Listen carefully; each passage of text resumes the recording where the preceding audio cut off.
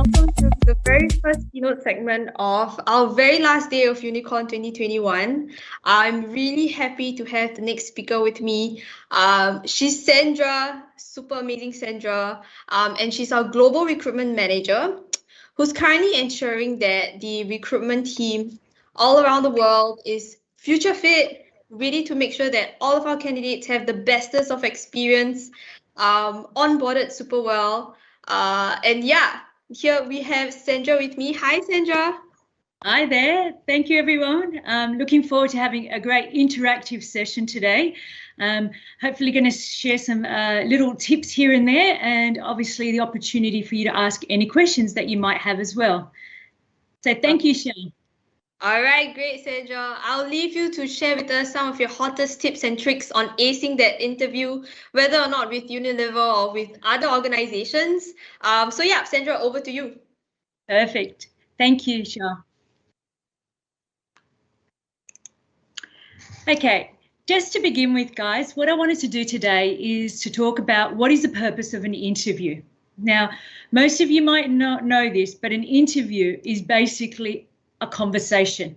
It's where both parties can come together to get the opportunity to know a little bit more about each other and to assess whether both parties are suitable, whether there are areas of development, where there are areas of opportunity, and whether potentially maybe that's not the right role for you, but maybe another role within the organisation. So let's take a little bit of a deep dive as to why we actually have these always on kind of conversations to assess whether someone is maybe right for an organisation or not. So to begin with, when you're asking these questions, it's an opportunity for you to gain insight into an organisation. For example, a hiring manager may ask you, why are you interested in the role, right? But at the same time, you could then get the opportunity to ask them, what do you foresee as the 30, 60, 90-day plan for someone coming into this role? That being said, first impressions are really, really important. Now, I don't know whether you know this or not, but it takes us humans who come with many biases up to only a minute, right? Anywhere between a minute to 20 seconds, right, to make a prejudgment on someone. So sometimes it's not necessarily what you're saying, but it's how you're saying it. It's how you're going about that. So let's take a little bit of a deep dive as to what that actually looks like. So if we go to the next slide, what we'll see here is a little pie graph. And in this pie graph, what we see is that 70% of the words that we speak are taken into account. However, it's our tone, it's our voice, it's how we express ourselves. That is what the interviewer is looking for. At the same time, we're looking at your body language. How do you carry yourself? So sometimes you might be asked one of those tricky questions and you come up with a bit of a poker face, like almost like a deer with stunned at lights in front of you. You kind of go, oh, I don't know the answer to that. And why do we ask those questions? Sometimes it's an opportunity for us to understand how do you react in an environment that you're not used to. So it's how do you compose yourself? How do you carry yourself? If you don't know the question, are you able then to ask, could you repeat that question? All these little things come into account when you're going forward for an interview. So think of that when you're actually preparing for your interview. Now, one of these things that we talk about is these elements of first impressions. So how do you come across when someone meets you for the first time and they want to describe you? What are the key words that an employer would sort of say, right, when they're describing you? Are they sort of looking at you going, oh, this person's quite charismatic, they're passionate, they come across quite authentic in their approach, they're able to articulate their response, they're quite creative in their thought process. So all of these words are what we're trying to look for in how you carry yourself in an interview. So just remember, sometimes it's not always what you're saying, but it's how you're saying it, okay? It's those unwritten rules per se, right? One of the key things that I would highly recommend and that we were going to go through in a little bit more detail is practicing. And what does that actually look like? So anything, as you can sort of see currently on your screen, is around your appearance, your energy levels, your facial expressions, your vocal tone, your firm handshake. Now, obviously, with the COVID situation we are right now in, it's about your visual setting, right? What is the screen showing behind you? How are you carrying yourself? All of these things come into account. So let's take a little bit more of a deep dive in the next slide around what that might look like. So here, what we sort of say is it's really important to know that when you're going forward for an interview, why you're actually going forward for the interview, who will you be meeting with, right? What is the intent of the interview? Where will it be held? When and how? Now, all of these questions are really important to gauge, right, before you go forward for your either virtual interview or your face-to-face interview, because they play a critical part in how you prepare. Now, the old saying goes, practice makes perfect. And believe it or not, that is the case here. Now, what I sort of say to candidates, it's sometimes having that visual of sitting in front of a mirror and asking yourself a question, or getting a partner or a friend to ask you a question and then to watch your response. How were you able to articulate yourself in that response? Did you come across being quite authentic, or was it more of a textbook response? So all of those things come into play when you're practicing for the big day. Now, it's really important as to why the interview is taking place, right? Is it to assess either your technical capability? Is it to assess your culture fit within the organisation? This all comes into play when you understand who is actually interviewing you. So when you understand that, that will start to gauge or help you gauge as to what the type of questions you might be asked. For example, if you're meeting with someone from HR, they're usually there to ask you more culture fit questions. Are you someone that is looking to grow within the organisation? Right? What are your core values? Right? Are they aligned with the organisation that you're applying for? When it comes to a hiring manager, are they looking for more technical kind of questions? Right? And those individuals that may be of a peer perspective or even a senior manager, be conscious of what kinds of questions that they will be asking you. So it's really important to understand the why, the who, the what, the where, the when, and the how. So prior to the interview, make sure that you do research the organisation. I can't stress that enough. Understand what is the function that you're going forward for. Understand who the individuals are that you're meeting with, right? And understand what are the key skills that they're looking for here. So if you can't or haven't been given a job description, but yet you've seen the advertisement, yet you understand what the organisation's core values are, make sure that you look at those and incorporate those into your response. For example, Unilever prides itself on its sustainability. Is that something that you can incorporate in your response? Is that something that resonates with you as an individual? The other thing that I highly recommend is preparing questions. Now, be mindful that there are these certain questions around the do's and the don'ts. For example, don't necessarily ask questions about the salary. Don't necessarily ask, what's your policy on maternity leave?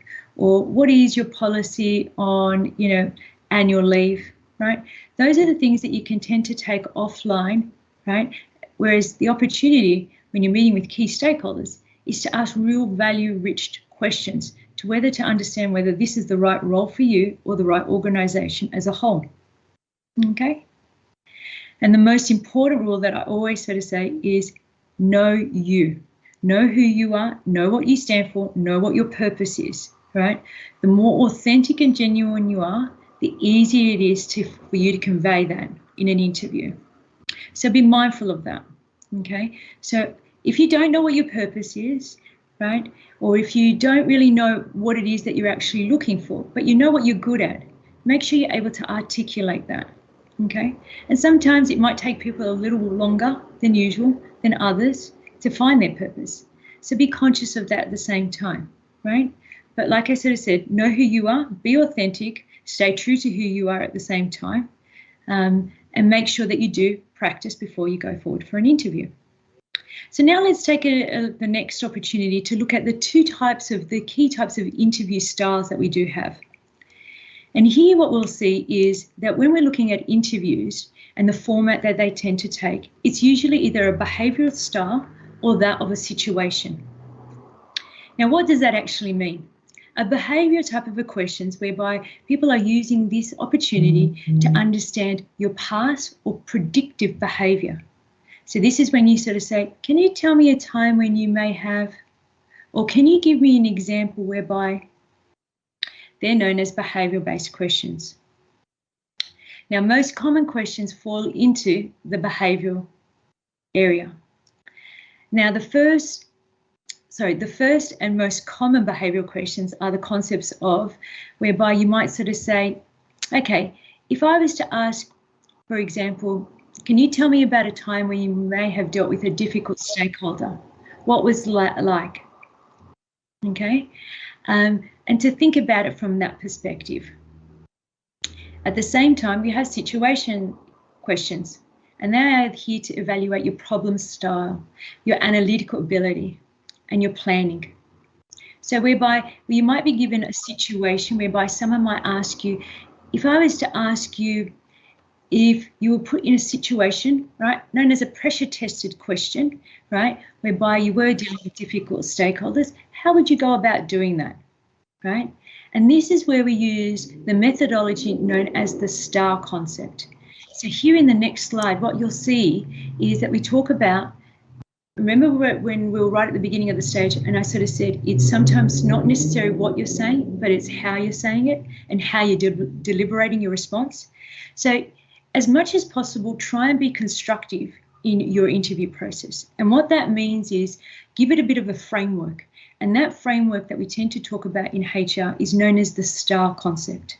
Now, others have abbreviations of it called the CAR concept, but they're very similar in approach. So here in this slide, what you'll sort of see is, tell me about the situation, tell me about the task that you took, what was the action that came out of it, and as a result, what was achieved. Okay, so this will definitely come together when you're starting to prepare for those interviews. Now, you might sort of say, well, I haven't had many experiences after coming out of uni. So how do I go about creating those situation questions? Or take the opportunity to look at it even from your assignments at uni, whereby you might go, you know what, I've had to work in a team environment whereby, you know, someone may not have been pulling their weight in a team assignment. How did you go about that? Now, those are the examples that we're looking for as to how you go about that problem-solving situation, right? So these are very common, okay? So do take the time to actually frame your question and make sure that you're not always picking the same example over and over again for the same question that's being asked by the interviewer. The variety that you do give, and make sure that you do give equal amount of time in answering those responses as well. Okay, so one of the key questions that I tend to ask, even as an icebreaker, would be, if I was to ask, you know, and if in this case it was university students, if I was to ask your current, let's say, lecturer, how would she or he describe you? What would they say? And these types of questions are there to understand what it is that they think, or what do you think are the qualities that you might have. So that is known as an icebreaker question. Then we'll go into more sort of behavioural-like questions or more sort of structured questions whereby I'm trying to understand how you would work within sort of a certain behaviour type of an environment. So if we go to the next slide, and I do appreciate there are multiple questions sort of coming up, and I do want to sort of spend enough quality time in answering those questions. But here, what I wanted to just call out are certain things, as I mentioned earlier, to try and avoid. And the key things here are things around sort of the salary and the package, the benefits, the rewards. Try and avoid those questions in an initial interview. They're the types of questions that you would ask prior to an interview taking place to assess, first of all, if it's in with an alignment, right, with the parameters of what the role is that you're looking for. Asking questions of stakeholders like, you know, for example, questions around connecting, you know, that connection, around making sure that they are not sort of giving straight textbook responses in our methodology. And this is very evident when you sort of see the same, now when you can appreciate when you're interviewing 6 candidates for the same role, and they're all sort of answering it in the same way. So you know that they've practiced so much, right, that they've not come across being quite genuine and authentic in their approach. So be conscious of it from that perspective. Now, one of the key things that I wanted to also call out is that post your interview, most candidates want to know, how they performed in that interview. So one of the key things that I tend to sort of say is that post the interview, take some time to reflect on it, right?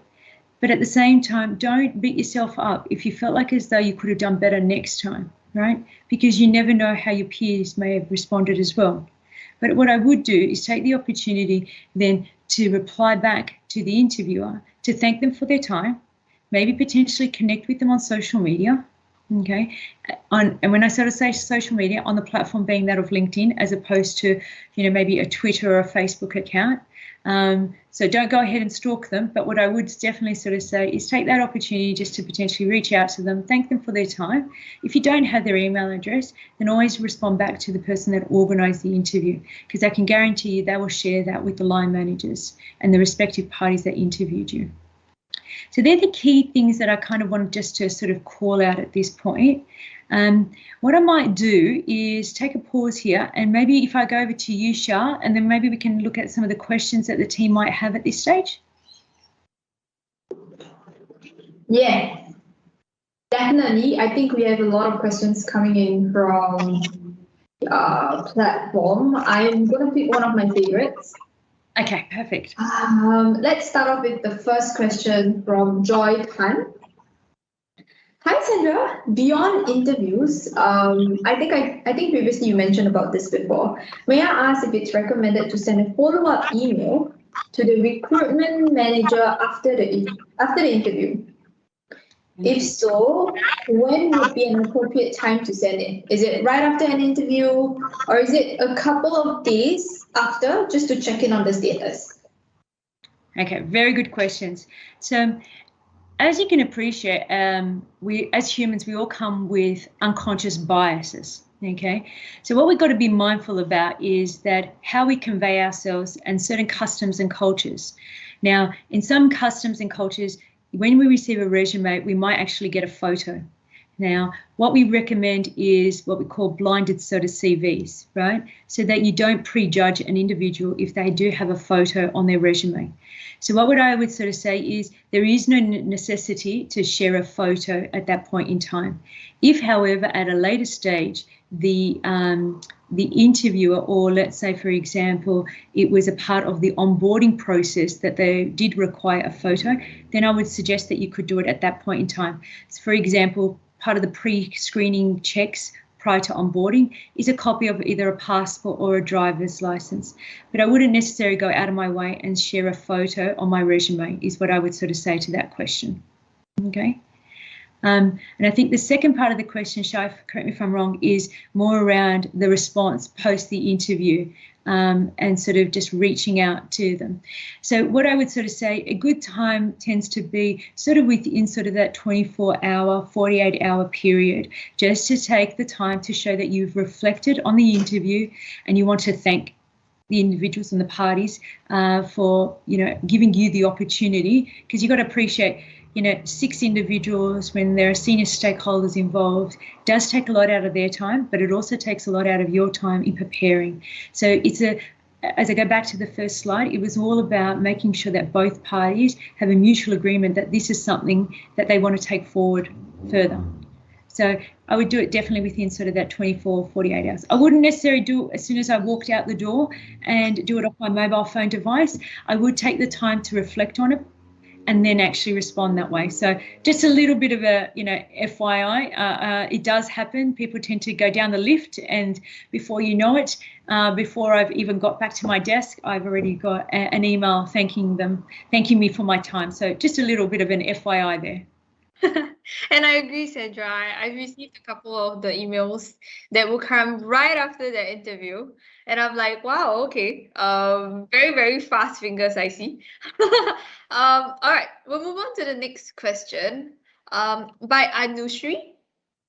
Hi, Sandra. With virtual interviews becoming the norm, how can we show our positive body language via a virtual platform? Very good question.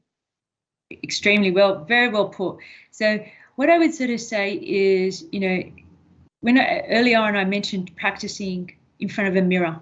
right? So some people tend to talk a lot with their hands, right? And the more charismatic you are, the more engaging you might be, you tend to use your hand.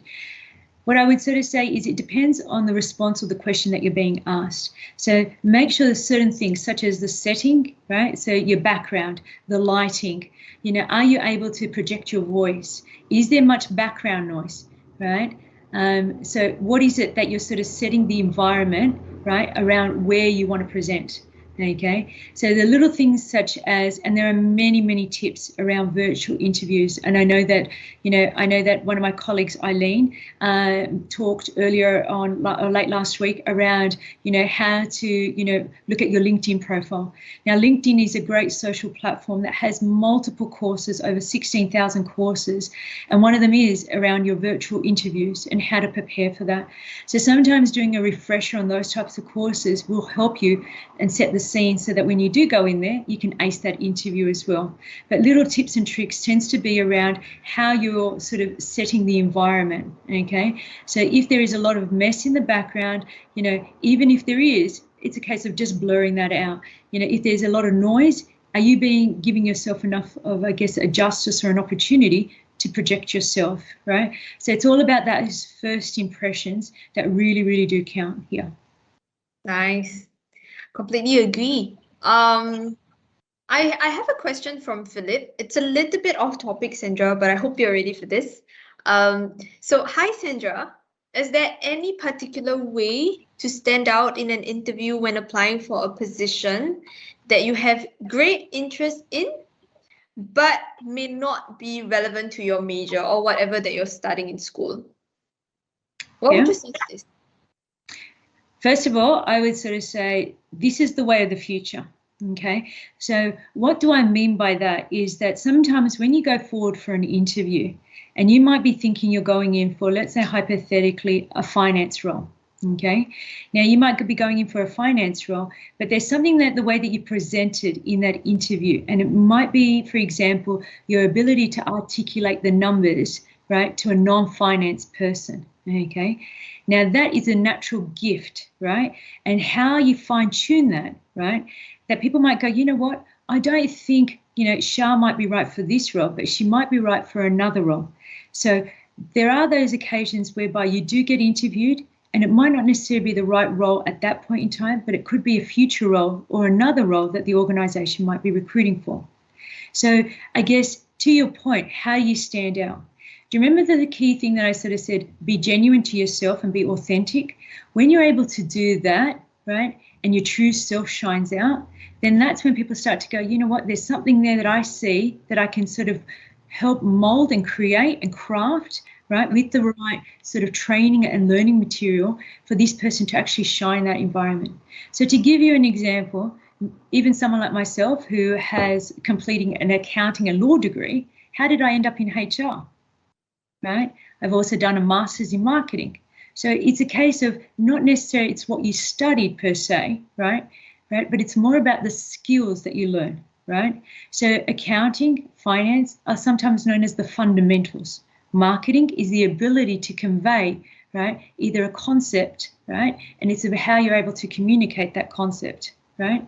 So don't ever think that, you're going to be pigeonholed, because the future of work is more around exploring those skills and fine-tuning and developing them.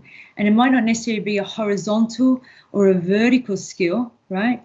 It might be more in, a hexagon sort of shape, right? Or so it doesn't necessarily mean that you're able to sort of craft, right, your pathway, right? So nothing's necessarily set in concrete to say, right, you're an assistant accountant, you then move into a senior accountant, then you move into a financial controller or a finance manager role, yeah? So there is that opportunities within an organisation to diversify your skills. Hopefully that...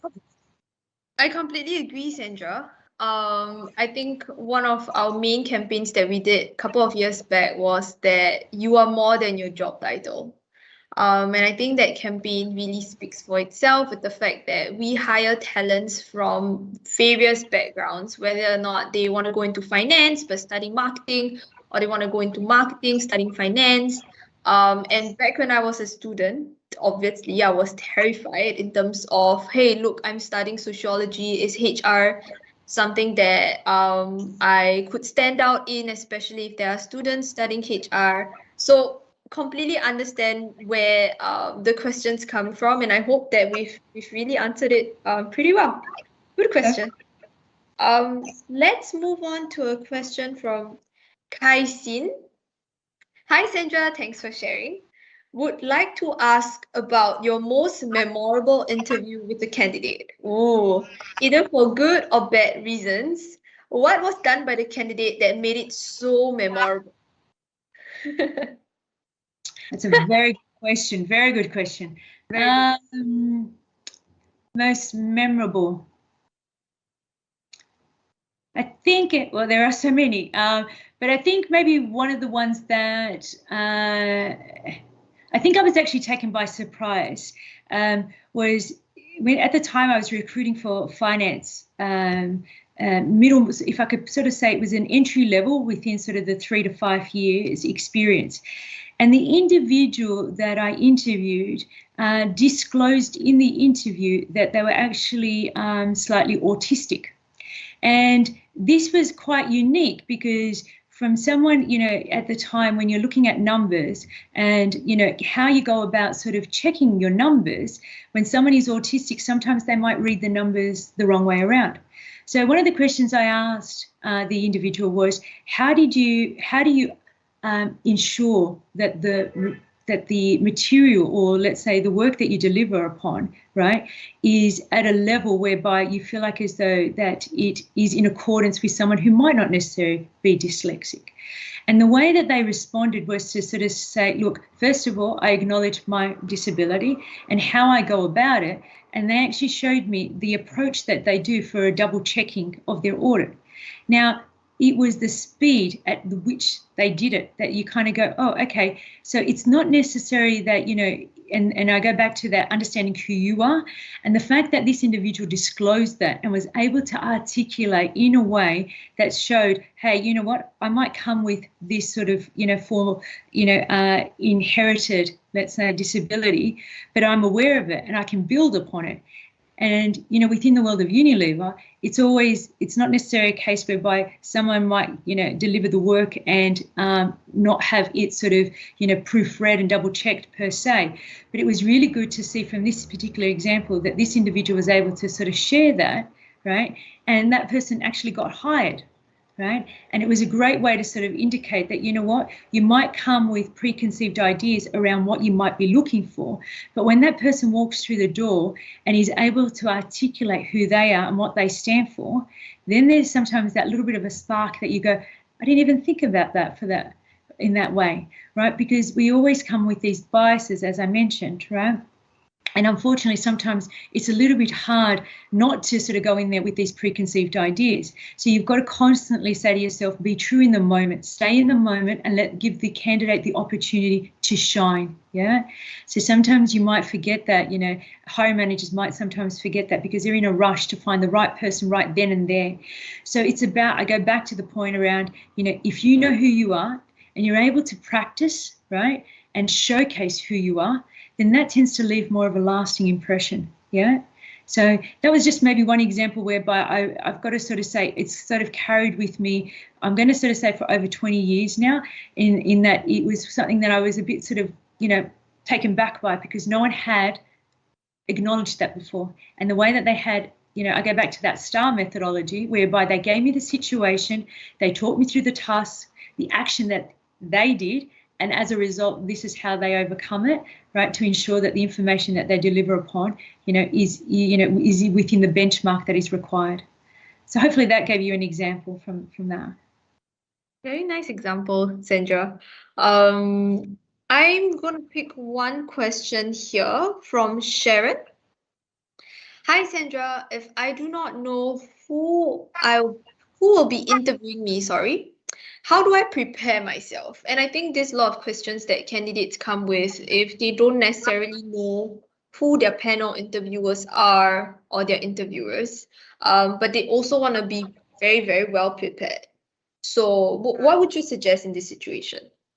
Okay, so if it's, I guess, do you remember in one of the slides where I sort of said about the how, the who, the why, and the when? So if, for example, it's going to be a panel interview, okay, and in this case, they might not necessarily disclose who would be in the interview. What be mindful of is that in most cases, there will be someone there that will be from a HR perspective, right?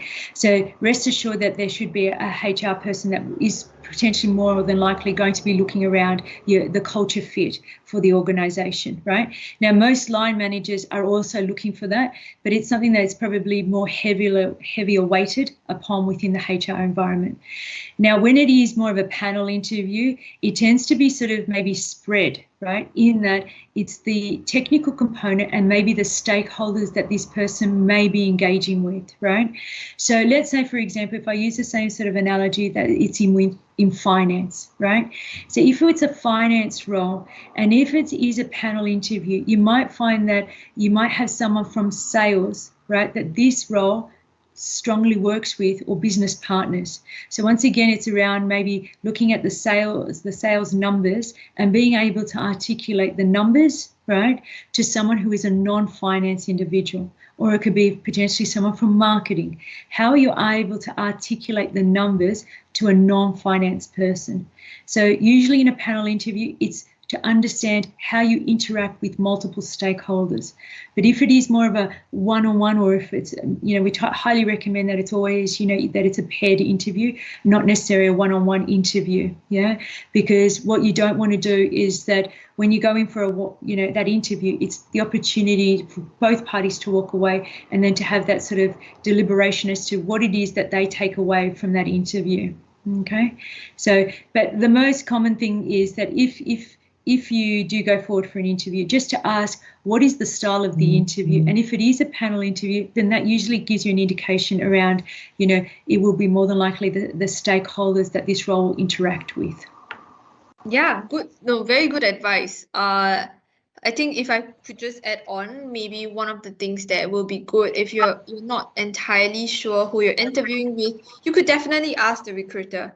Hi, who are the names of my interviewers? And as what Sandra has mentioned, what's the format of the interview? I think that would help you be a lot more confident when you go into an interview, a lot more calmer because you know what you're expecting. So don't be afraid to ask the recruiter. Yeah, that's one of my favorite tips to share with candidates. If I tend to forget, there are certain candidates who will ask me. And if not, I'll always send out a follow-up message. But definitely always ask the recruiters, who am I interviewing with and what's the format going to look like. Okay, hope that will help. We have a question from, I hope I'm pronouncing your name right, Sean Kwek. Hi Sandra, how have the ways of hiring managers, HR, recruiters like ourselves, assess candidates changed as everything is being moved online? Okay, so potentially an example could be, say, for example, when we tend to give like a case study type of a question, okay? So they are sort of the opportunity for us to assess how you would work within, a particular situation that was given to you. And what we tend to do is ask candidates, let's say, for example, I will give you a question, and in this, give you some material that to sort of go hand in hand with the question that's being asked. What we'll do is we'll give you an hour or 90 minutes, right, to think about through the actual questionnaire, right? And then we'll regroup in 90 minutes from now back onto this either Zoom call or team site call, right? So it gives us the opportunity to leverage, say, for example, technology, right, in a way that, could sort of speed up the response, right, as to how the candidate might respond in a technical based question, right? So it's about putting them, even if you sort of said, oh, well, in 90 minutes, they might sort of search the internet, they might ask their best friend, or they might, get someone else to do their paper for them, right? And that might be the case. But what it is a case of actually their ability to be able to articulate that, right? And that is the opportunity for the interviewer to ask those deep diving questions. Because if the candidate doesn't know the answer, right, it's about the opportunity to then for us to go, okay, well, what is it? What would you do in this situation, right? Let's deep dive into that case.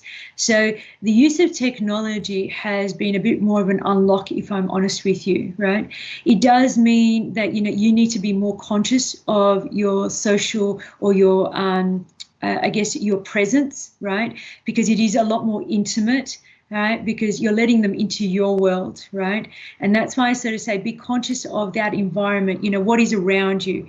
You know, what is the noise? What is the background? What is the, you know, what are your five senses, right? So what is the visual, right? What are they hearing from that perspective? You know, are you know, constantly sort of clicking a pen? You know, are you fidgeting? You know, does it require to, you know, for you to be able to articulate using your hands, right? Or is it a case that you can actually demonstrate something via your laptop and actually showcase graphs or whatever it might be from that perspective?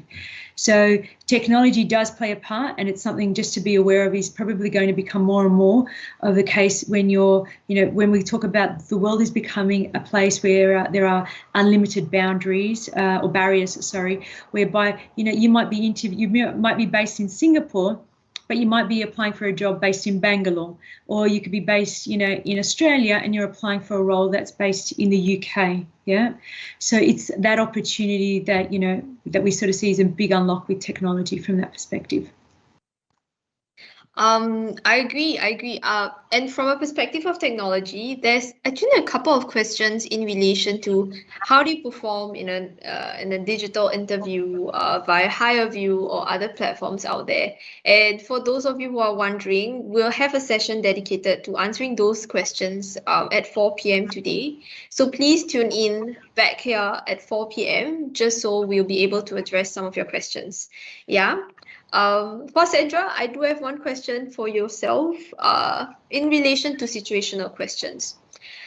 This is from Xiao Wei. Hi, Sandra. Thanks for the great sharing. For situational questions, are we recommended to give past examples like in behavioral questions, or should our approach be more hypothetical in nature? What do you think? So in a situation, you know, in a situation question, you might not have been in that situation, right? So you might be it's more of a case whereby it's the opportunity for the interviewer to understand your logical thought process, right? So to give you an example, one of the questions, you know, in one of the, so my background is with one of the big four firms, right? And one of the questions that we tend to ask is that, you know, a candidate, that you're stuck on an island, right? Sorry, actually, I'll take that back. You're stuck in the middle of the sea and there are two islands, right? And in these two islands, one island has got no vegetation on it, right? But there is a treasure chest on there, okay? And then you've got another island, right? And it has a lot of vegetation on there. And, you know, you're stuck in the middle of the sea. What do you do, right? How would you go? Now, in most cases, remember when I sort of said it's about how you carry yourself, right? It's the ability to sort of, you know, not play that poker face and sort of go, what? Like, I've come in for an interview about being an auditor. What the heck is this type of a question? So, you know, it throws candidates off guard because, you know, you've studied all your life thinking you're going to go forward for this, you know, senior sort of accounting role, you know, in audit, you know, with one of the big four firms, and you're just sort of going, I don't understand what this question is aiming to achieve, right? Now, it's about the methodology or your ability to articulate, right, the thought process, right? Now, if you think about it, you know, in this case, we were interviewing for auditors, right? And what does an auditor tend to do is be able to sort of methodically go through step by step, right? And one of the key things that we do is we ask questions, right? So one of the key questions could be, you know, in most cases, candidates might have rushed to the response and sort of go, I'll go straight to the island with the vegetation, right? But those candidates that are sort of more fine-tuned and understand where we're coming from tend to be the ones that sort of ask the questions such as, why am I in the sea?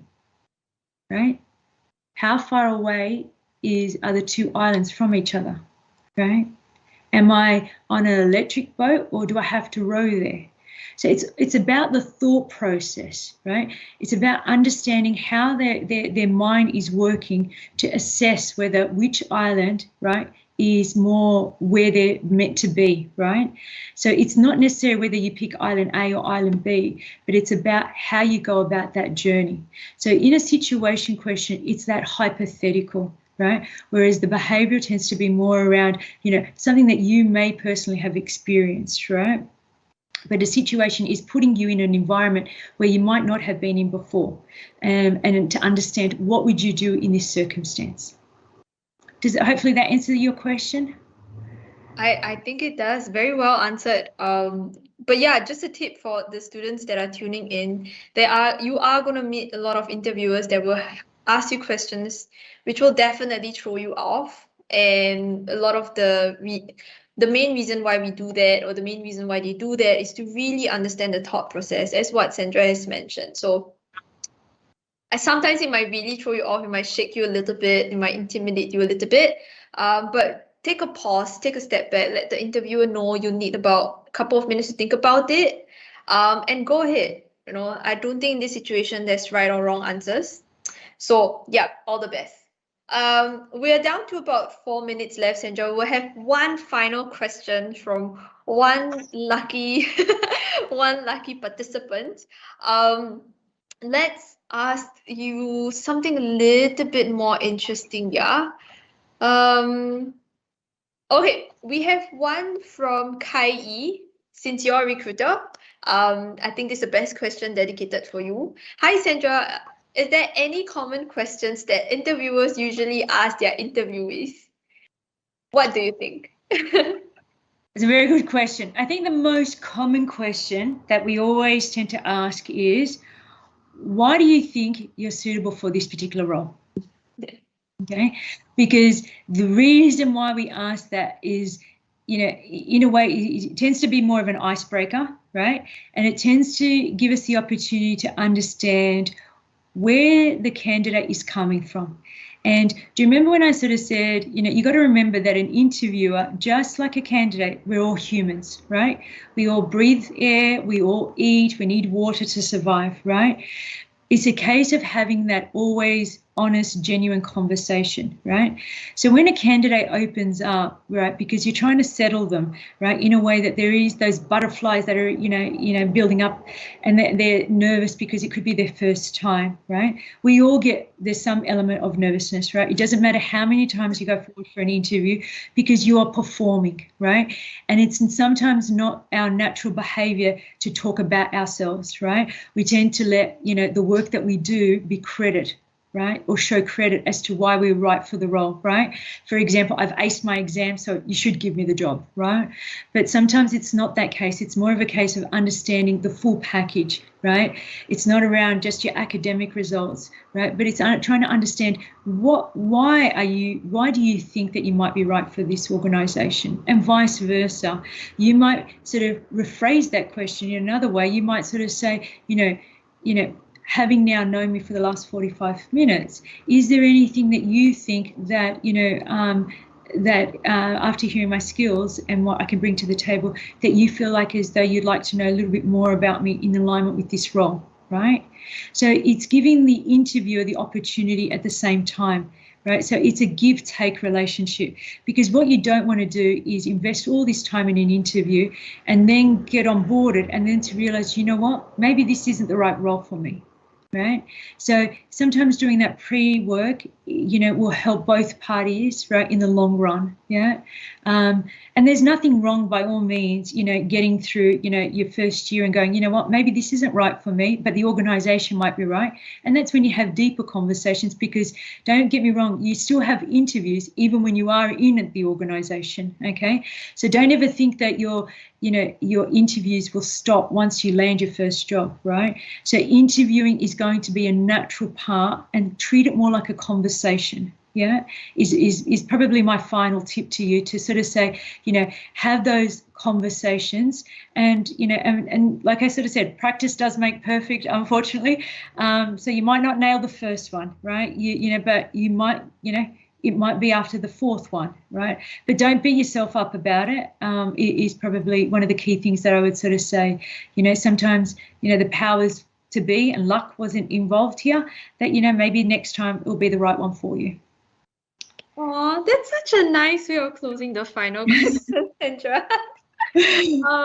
That's about it. That's all the time that we have. We're right on time. There's a lot of unanswered questions actually. But don't worry so much for the participants. We will be answering some of these questions on our IG page. So head over to Unilever SG Careers for some of the questions that Sandra could definitely help you guys on.